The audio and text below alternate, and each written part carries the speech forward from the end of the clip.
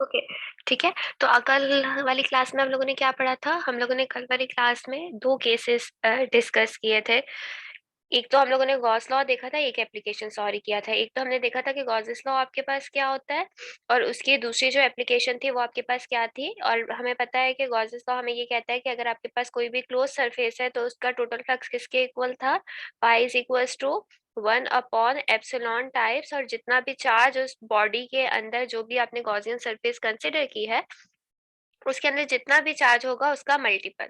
ठीक है, तो ये हम लोगों ने गॉसेस लॉ में देखा था। और फिर इसके बाद हमने इसकी एक एप्लीकेशन डिस्कस की थी जो आपके पास थी कि अगर आपके पास इनफाइनाइट शीट ऑफ चार्ज हो। ठीक है, और हमने उसमें 4 स्टेप्स भी डिस्कस किए थे कि सबसे पहले आपको एक गॉसियन सरफेस करनी होती है, फिर इलेक्ट्रिक फ्लक्स उस गॉसियन सरफेस का निकालना होता है, फिर गॉस लॉ अप्लाई करना होता है, और फिर कंपैरिजन करके आपको इलेक्ट्रिक फील्ड इंटेंसिटी निकालनी होती है। ठीक है, और हमारे पास इस वाले केस में आई क्या थी? इनफाइनाइट शीट ऑफ चार्ज में आपके पास जो आई थी वो एप्सिलॉन टाइम 2E0 था।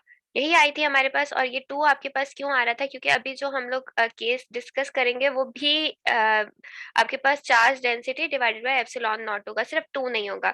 इस केस में क्यों आ रहा था आपके पास 2? हम लोगों ने डिस्कस ऑलरेडी किया था कि अगर आपके पास ये इनफाइनाइट शीट ऑफ चार्ज थी जिसमें हमने कहा था कि आपके पास चार्जेस यूनिफॉर्मली डिस्ट्रीब्यूटेड है, और हमने जो गॉसियन सरफेस कंसीडर की थी वो हमने एक सिलेंडर की थी। तो इसके बेसिकली 2 एंड्स थे ना जहां से आपके पास इलेक्ट्रिक फील्ड इंटेंसिटी आ रही थी, तो इसलिए ये यहाँ पे 2 आ गया था। ठीक है, जो दूसरा केस होगा अभी जो हम लोग देख रहे हैं स्फेयर वाला, बहुत 2 स्टेप्स का है। तो हम लोग पहले 2 अपोजिटली चार्ज पैरेलल प्लेट्स देख लेते हैं। उसमें भी आपके पास सिर्फ क्या होगा? सिर्फ 2 का फैक्टर नहीं आएगा। वो हम देख लेते हैं कैसे। तो अभी जो हम लोग डिस्कस इसकी सेकंड एप्लीकेशन करने जा रहे हैं वो है आपके पास electric field intensity between 2 oppositely charge parallel plates. ठीक है, तो आज हम लोगों ने इंशाल्लाह ये देखना है कि अगर आपके पास 2 ऑपोजिटली चार्ज, अब इसी हेडिंग से ही आपको पता चल रहा है कि जो आपने कंसीडर करनी है वो आपने क्या करनी है? 2 प्लेट्स कंसीडर करनी है, और वो क्या होंगी? आप इसमें दोनों ऑपोजिटली चार्ज होंगे। लाइक कि अगर आपके पास पॉजिटिव है तो दूसरा क्या हो गई आपके पास? नेगेटिव। ठीक है, तो ये आपके पास 2 शीट ऑफ चार्जेस हैं। इसमें अब आप लोगों को क्या करना होगा? आपको बेसिकली कोई भी गॉसियन सरफेस, सारे स्टेप्स वही होंगे आपके पास। तो आपको इसमें कोई ना कोई गॉसियन सरफेस कंसीडर करनी होगी, और उस गॉसियन सरफेस के किसी एक पर्टिकुलर पॉइंट पे आप देखोगे कि उसमें आपके पास फ्लक्स टोटल कितना आ रहा है। तो इस केस में जो आप कंसीडर करते हो गॉसियन सरफेस, वो आप एक रेक्टेंगल करते हो। हमने गॉसियन सरफेस यही कहा था ना कि उसकी आपके पास कंडीशन क्या थी कि इट शुड बी क्लोज्ड। वो क्लोज होनी चाहिए। उसकी कोई भी शेप हो सकती है, रेक्टेंगुलर, स्फेयर, साइलेंडर, बट ऐसे कोई आर्बिट्री टाइप भी हो सकती है, but it should be closed. यही हम लोगों ने कंडीशन देखी थी। ठीक है, अच्छा। आप अच्छा, ये वाला तो मैंने एक फाइनाइट पोर्शन बनाया हुआ है ना, लेकिन इसमें जो आप कंसिडर करते हो ना, वो आपके पास जो ये शीट होगी ना वो इनफाइनाइट तक स्टैंड हुई भी होगी। तो कोई बच्चा मुझे ये बताएगा जो पिछली भी कंडीशन थी ना उसमें भी हमने एक फाइनाइट पोर्शन कंसिडर किया था, लेकिन असल में ना ये इनफाइनाइट तक एक्सटेंड हुई भी होती है। तो कोई बच्चा मुझे ये बताएगा कि हम जो है इसमें इनफाइनाइट, जब भी हम ये गॉस लॉ को अप्लाई कर रहे होते हैं तो हम हमेशा इनफाइनाइट चीज को क्यों करते हैं consider? Any one of you कुछ दिमाग में आता है इसके बारे में कि ऐसा क्यों होता है? अच्छा, मैं आप लोगों को बताती हूँ। हम लोगों ने जब इलेक्ट्रिक फील्ड पढ़ा था, लाइन ऑफ फोर्सेस पढ़ा था जब हमने, अगर मैं कहती हूँ कि आपके पास एक प्लेट ये है, इसमें पॉजिटिव चार्जेस है। ठीक है, इसमें नेगेटिव, सॉरी, इसमें ऐसे ये नेगेटिव चार्जेस हैं। ठीक है, तो मुझे पता है कि आपकी इलेक्ट्रिक लाइन ऑफ फोर्सेस किस में होंगी। हाँ, मैं आपको बताती हूँ ऐसा हम लोग क्यों कंसीडर करते हैं। मुझे ये पता है कि ये आपके पास इस तरह की डायरेक्शन होगी, ऐसे ही होगी ना, पॉजिटिव से नेगेटिव। ठीक है, मुझे ये भी पता है कि हम लोगों ने ये कंसीडर किया था कि जब आपके पास एंड पॉइंट्स ये वाले आते हैं, यहाँ से आपके पास क्या होती है? बेंडिंग स्टार्ट होती है। ये कंसीडर किया था हमने।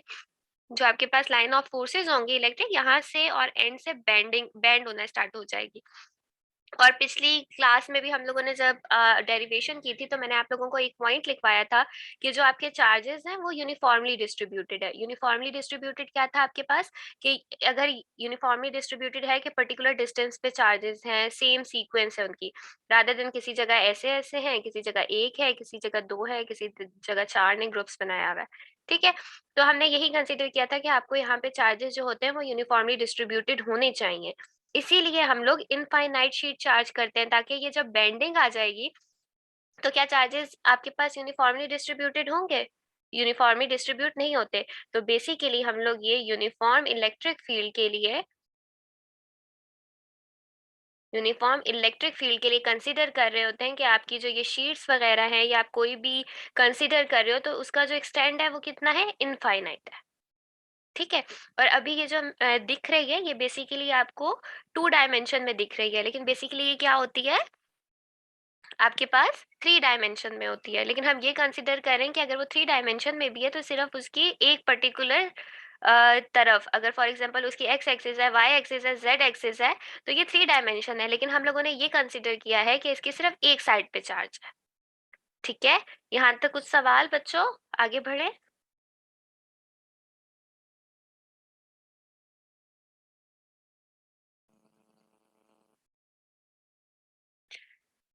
बेटा अगर हम इसके बीच में कोई पॉजिटिवली प्लेट रख लेते हैं तो आप मुझे बताओ, आपके पास अट्रैक्शन जो चार्जेस होती है वो कहाँ होती है, वो पॉजिटिव से नेगेटिव होती है। यहाँ पे जब आएंगे ना, अगर फॉर एग्जांपल यहाँ पे अगर पॉजिटिवली चार्ज है, यहाँ से यहाँ पे तो अट्रैक्शन आ जाएगी, लेकिन पॉजिटिव पॉजिटिव रिपेल करेगा ना, तो ये क्या होगा कि जब इलेक्ट्रिक फील्ड यहाँ पे आएगी वो देखेगा कि यहाँ पे पॉजिटिवली चार्ज है, वो यहाँ से बेंड होके चली जाएगी।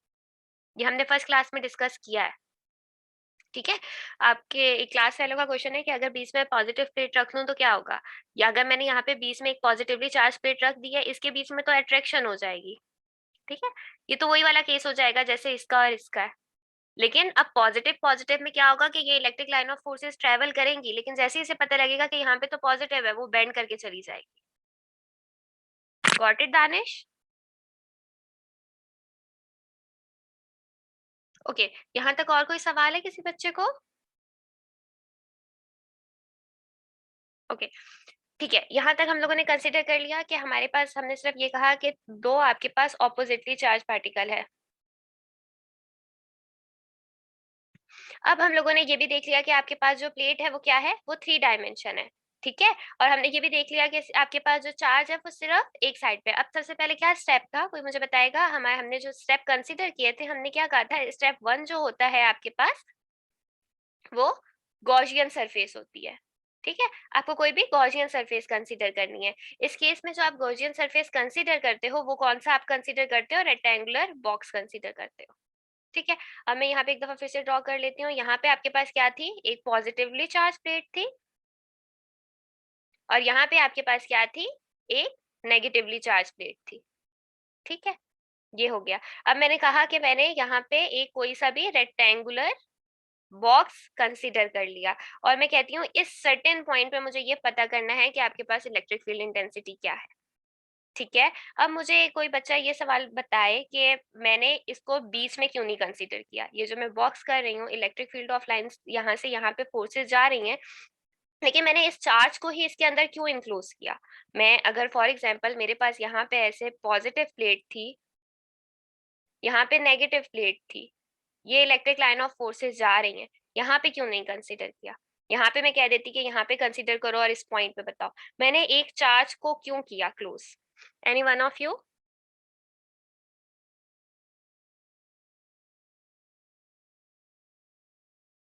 बेटा अगर पॉजिटिव और नेगेटिव प्लेट्स को साथ रख देंगे तो यही तो हो रहा है, आप इसमें अट्रैक्शन होगी। जो आपके पास electric field of line of forces हैं वो पॉजिटिव से, अगर ये आपके पास पॉजिटिव और नेगेटिव है तो पॉजिटिव से नेगेटिव की तरफ ट्रेवल करेंगी। आपने I guess first class miss किया, उसमें हमने ये सारा डिटेल में किया है क्यों पॉजिटिव से नेगेटिव की तरफ जाती है। अगर पॉजिटिव पार्टिकल है तो यूं क्यों होगा, नेगेटिव है तो आपके पास यूं क्यों होगा, दो सेम प्लेट्स हैं तो आपके पास बेंडिंग क्यों आती है। ये हमने बहुत डिटेल में पहली क्लास में डिस्कस किया है जब हम लोग इस टॉपिक को स्टार्ट किया है।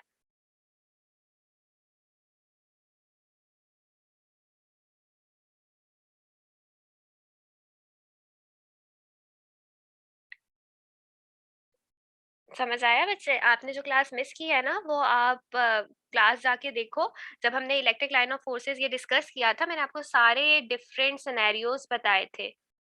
अच्छा, क्वेश्चन मेरा ये है कि मैंने यहाँ पे कहा है कि मैंने ये जो रेक्टेंगुलर बॉक्स लिया है, ये मैंने पॉजिटिवली चार्ज प्लेट्स के जो चार्जेस हैं, इनको इनक्लोज किया है और इस पर्टिकुलर पॉइंट पे लिया है। मेरा सवाल ये है कि अगर मुझे इसी पर्टिकुलर पॉइंट पे लेना था, तो मैं बीच में यहाँ से लेके यहाँ तक इसको कंसीडर कर देती।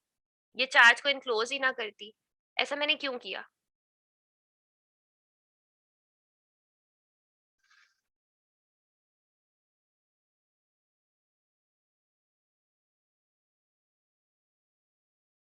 Due to space. आप लोगों ने जब गॉसेस लॉ था, गॉसेस लॉ का ये था कि जब भी आप अपना फ्लक्स वगैरह कैलकुलेट करते हो, तो वो होता है 1 over e not epsilon not into charge enclose. जब आप यहाँ पे जो आपका है, यहाँ पे क्या आपके कोई चार्जेस एग्जिस्ट करते हैं?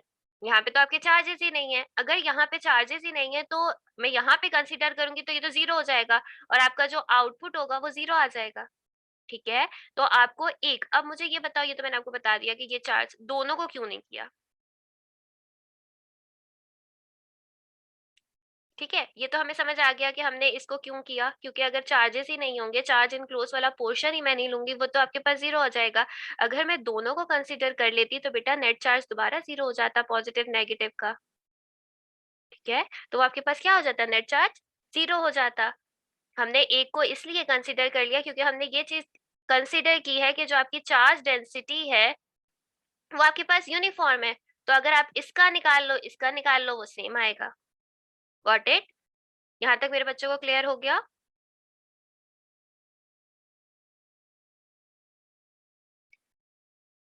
आगे बढ़े। अच्छा, ठीक है, यहाँ तक मेरे बच्चों को क्लियर हो गया होगा।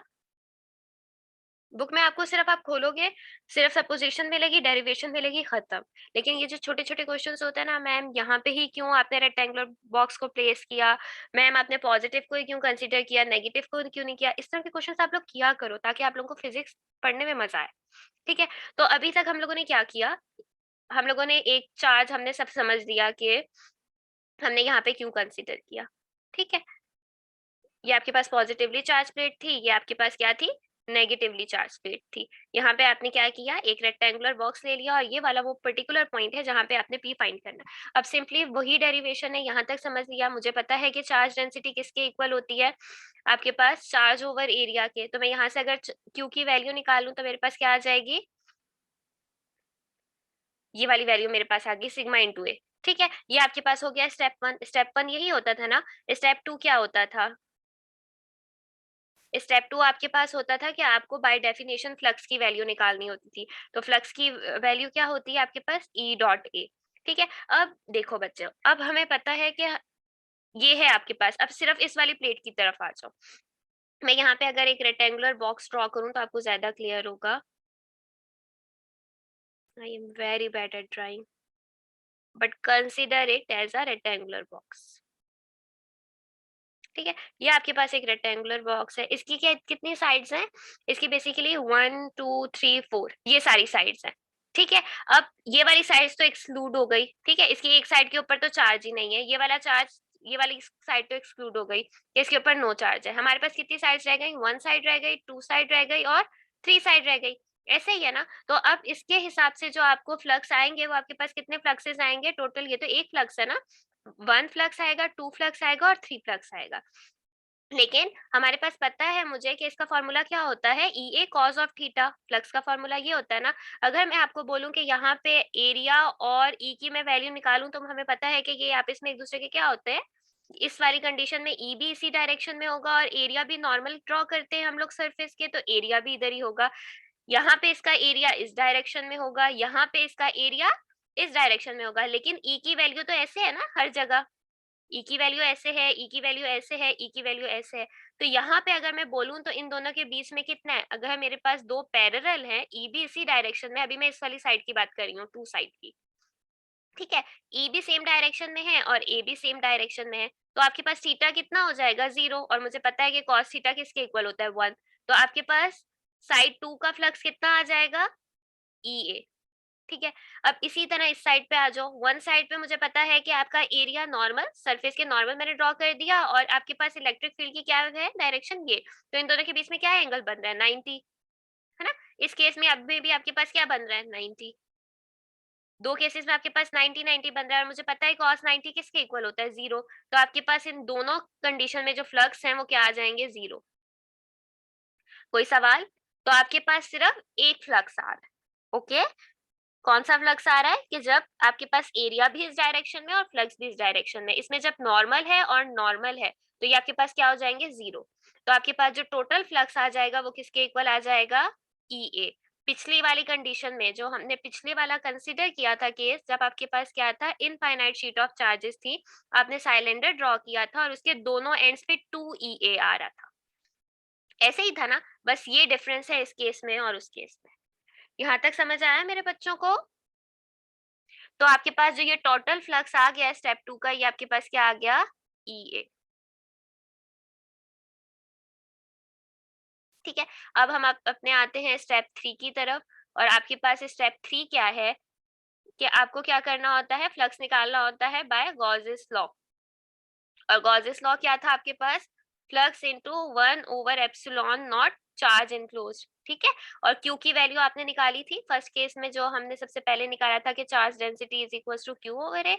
और यहाँ से अगर मैं क्यू की वैल्यू निकाल लूं तो मेरे पास ये आ जाएगी। सिंपली आप यहाँ पे ये पुट कर दो।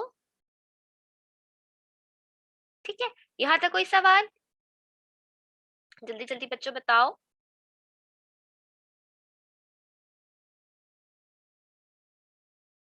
अब नेक्स्ट आपके पास जो फोर्थ स्टेप था वो क्या था,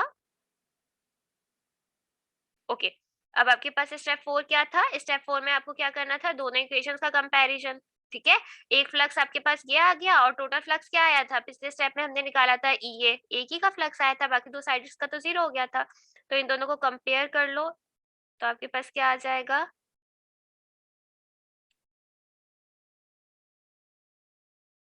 क्या आ जाएगा आपके पास, एरिया से एरिया कट जाएगा आपके पास, और ई की वैल्यू आपके पास आ जाएगी। पिछले वाले केस में क्या थी आपके पास, सारी सेम थी, बस यहाँ पे 2 E0 था। तो ये आपकी डेरिवेशंस इंपॉर्टेंट है, डेरिवेशन भी आ सकती हैं, और इसलिए आपको ये बहुत अच्छे से करना है। एमसीक्यूज वगैरह में भी इसके ये आउटपुट आ सकता है कि इलेक्ट्रिक फील्ड इंटेंसिटी आपकी two oppositely charge parallel plates के दरमियान कितनी होती है, ये।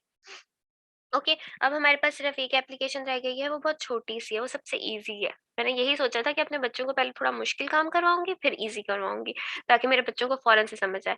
ठीक है। और आपकी बुक में आई गेस ये सबसे पहले दी हुई है। ये है आपके पास, अगर आपके पास कोई स्फेयर हो, ठीक है, अगर कोई स्फेयर हो, electric flux through surface of sphere.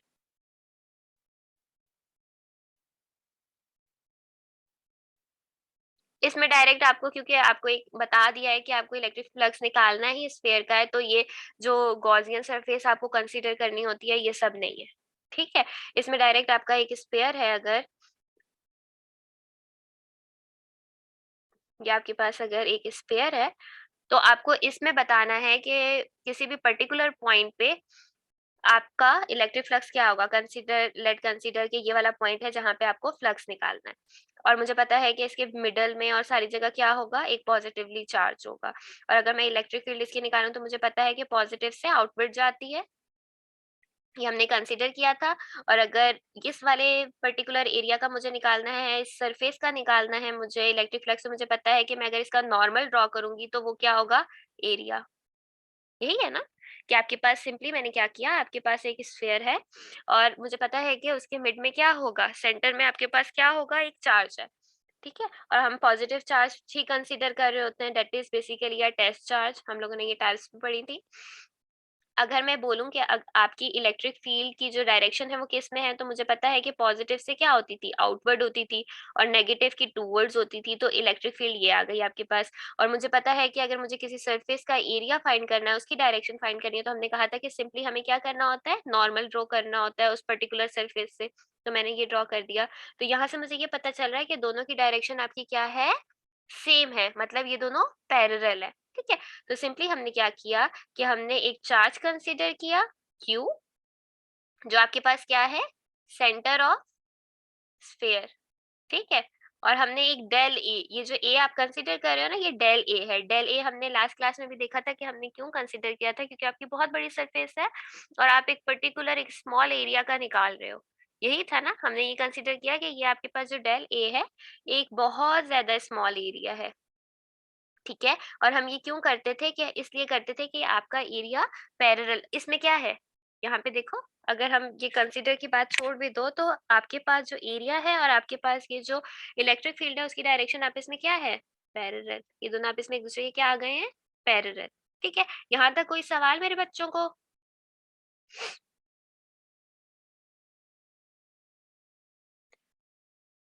जल्दी जल्दी बताओ बच्चों, we have to wind up this. Okay good. उसके बाद अब मुझे पता है कि फ्लक्स की आपके पास क्या होती है डेफिनेशन। सिंपली इसमें जो आपको पिछले स्टेप्स में चार चार करने थे, कंपैरिजन करना था, इसमें ऐसा कुछ भी नहीं है। ठीक है? आपको पता है कि फ्लक्स की क्या वैल्यू होती है? फ्लक्स की वैल्यू होती है आपके पास E del A cos theta, यही है ना आपके पास। और ये अब अभी ये वाला जो फ्लक्स आपने निकाला है ना, ये एक पर्टिकुलर स्मॉल एरिया के लिए निकाला है आपने, जो कंसीडर किया था।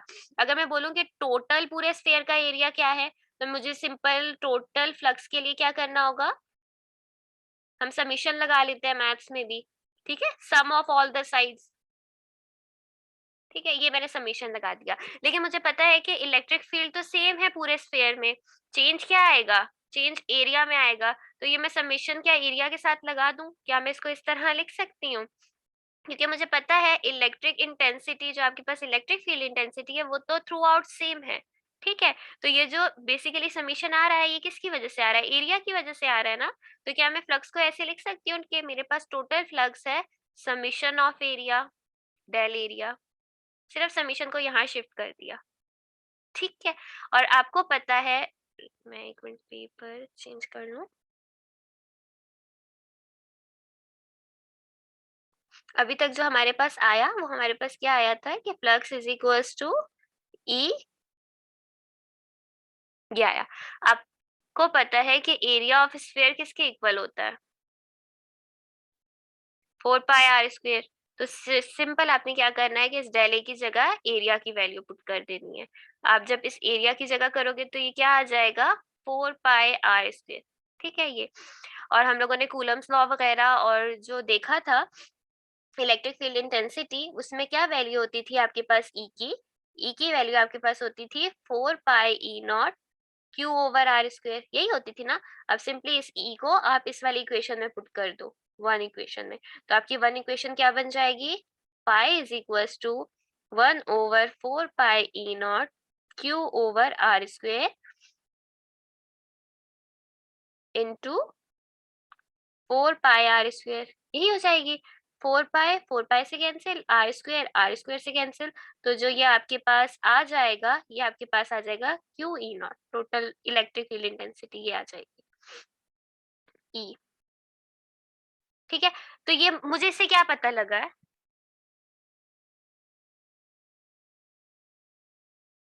यहाँ पे फ्लक्स आएगा, इससे मुझे क्या पता लगा, ये तो मैंने सारी डेरिवेशन कर दी, मेरे पास जो आउटपुट आया वो आया phi is equal to Q over e nought. मुझे इससे ये पता लगा कि आपका जो इलेक्ट्रिक फ्लक्स है, वो रेडियस के ऊपर, आपका जो स्फेयर है उसका रेडियस कुछ भी हो, लाइक कोई बड़ा हो कोई छोटा हो, उसका रेडियस इतना हो 2 सेंटीमीटर, इसमें 5 सेंटीमीटर है। ठीक है? तो मुझे ये पता लगा कहीं भी इसके फॉर्मूले में आर आ रहा है, ये जो आर था आपके पास ये तो कैंसिल हो गया ना, रेडियस तो आ ही नहीं रहा। तो मुझे इससे ये कंक्लूजन मैंने निकाला कि जो भी आपका इलेक्ट्रिक फ्लक्स है स्फीयर का, वो इंडिपेंडेंट है रेडियस के, इंडिपेंडिंग है रेडियस ऑफ स्फीयर के। तो आपको जरूरी नहीं है कि डायरेक्ट ये लिख के दें कि आप स्फीयर की ये जो है फ्लक्स निकालो इलेक्ट्रिक फ्लक्स। वो आपको ऐसे भी दे सकते हैं कि वो वाला रिलेशनशिप ड्राइव करें कि जिससे पता लगे कि आपके पास इलेक्ट्रिक फ्लक्स इंडिपेंडेंट है रेडियस के।